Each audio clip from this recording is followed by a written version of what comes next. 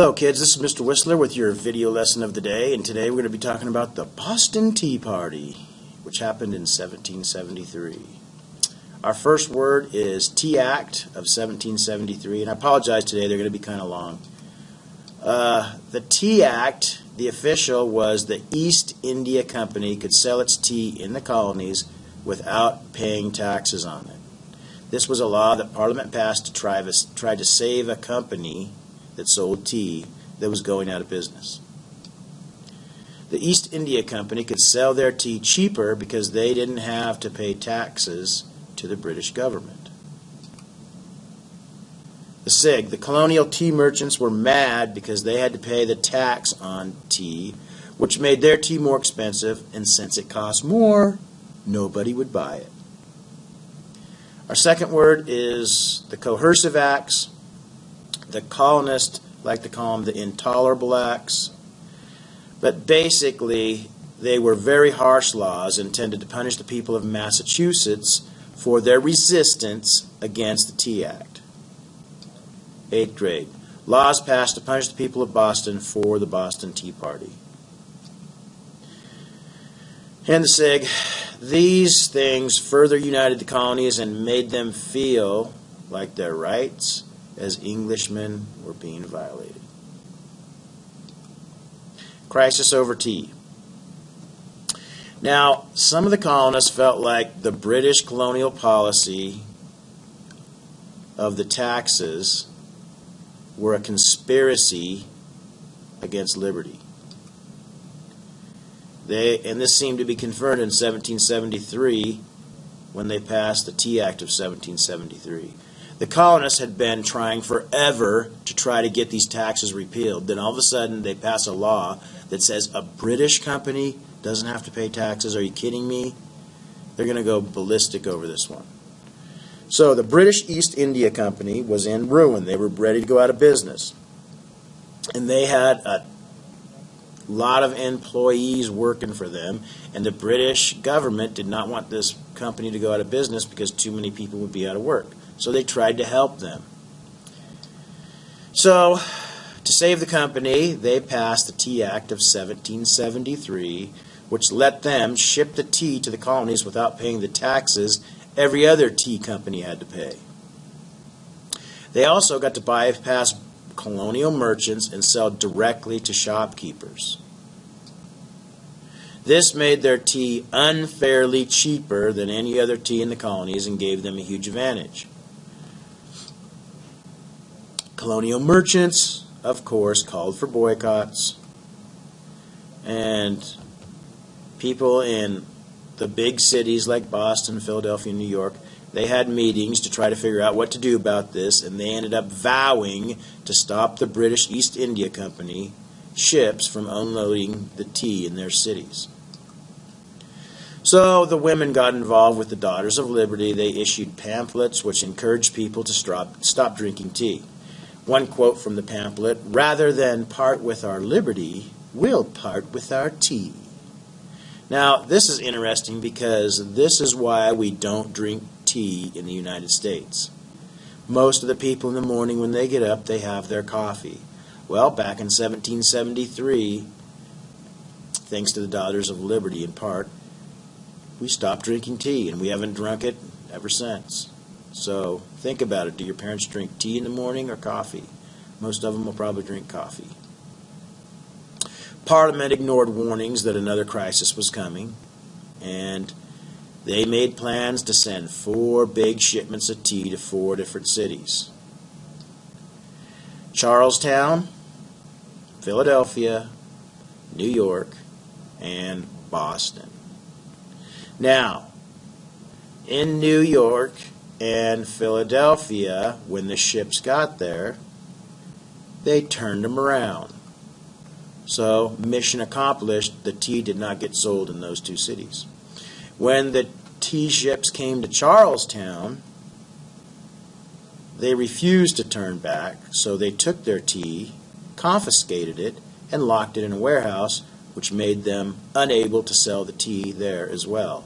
Mission accomplished. Well, Boston was a different story, and when the tea came to Boston, the royal governor, still mad over his house being destroyed several years before, refused to let the ships turn back and order the tea unloaded. He was like, I hate you guys. You burned up my house. We're unloading the tea and there's nothing you can do about it. So the Sons of Liberty, all right, if that's what you want. So they go back and talk to Samuel Adams, and they decide to dress up like Mohawk Indians, and they got their hatchets, and about midnight on December 16th, 1773, they go down to the harbor, get on the ships, and proceed to throw 342 chests of tea overboard. And they called this the Boston Tea Party. Now, here's a quote from the colonists that were there. It says, Boston Harbor is a teapot tonight. The Mohawks are come. Now, what does this mean? What does a teapot have in it? Tea. So they say, this is a metaphor, Boston Harbor is a teapot tonight. Why is it a teapot? Because they dumped a bunch of tea in it. And the Mohawks are come, meaning the Mohawks did it. The Sons of Liberty dressed like Mohawks turned Boston Harbor into a teapot. Now the question is, what are they protesting? The goal of the colonists quoted here, and the goal of the Boston Tea Party, was to protest the effect of the Tea Act of 1773 on colonial merchants. So, the goal of the colonists quoted here was to protest the Tea Act of 1773. Well, the next day when people heard about it, they celebrated. They thought it was awesome. They're like, did you hear what those guys did? They threw all that tea in the bay. That's awesome.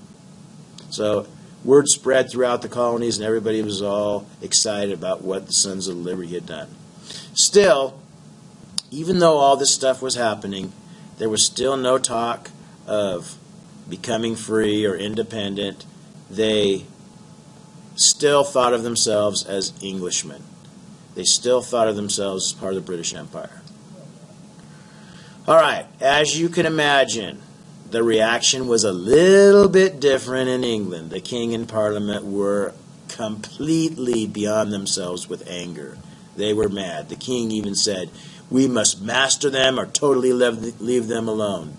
Basically what that means is we must figure out a way to get them to obey the law, or we just need to cut them loose and let them be their own country. So they passed the Intolerable Acts, or the Coercive Acts, and there were 5 of them. The first thing they did, and they vowed to punish them, the first thing they did was pass the Boston Port Bill, which closed Boston Harbor until they paid for it. And do you know how much that tea was worth? It was worth $1 million. So you can imagine how mad they were. They're trying to save this company, and then they just took another $1 million hit. They were mad at the colonists. So this hurt them because they needed to get supplies in and out of Boston, and they couldn't if the port was closed. The second one was the Massachusetts Government Act, and this canceled the government in Massachusetts. They couldn't make Massachusetts laws anymore. So they fired the governor, and a military general took over as governor. The third thing they did was the Administration of Justice Act, which said any official accused of a crime will be taken to Britain and tried. Remember, the colonists are on these juries, and they don't always rule in favor of the evidence. They sometimes rule in favor of who they hate and who they like. So this kind of helped the government officials. Another bad one was the Quartering Act. Now, if I was at your house and I said go to your quarters, that would mean like go to your room. So the Quartering Act forced colonists to feed and house British soldiers in their homes. So how would you like it? One of those dirty old crude British soldiers sleeping in your bed and drooling all over your pillow. The colonists hated this. They didn't do this in England, and they shouldn't do it here. Their rights as Englishmen are being violated. And then the last one was the Quebec Act, which basically took some of the land out of the colonies and gave it to Canada. So what do the colonists like most? They like land, and they took some of their land away to punish them. Well, what they did to kind of get around the closing of the Boston Harbor, and it kind of, the Boston Tea Party kind of united the colonies. Remember, they hated each other or didn't like each other, and as word spread throughout the colonies, they're like, did you hear what they did up in Boston? That's awesome. Yeah, but they closed the harbor. Well, we got to help them. So they loaded up a bunch of supplies and took supplies to the people of Boston overland.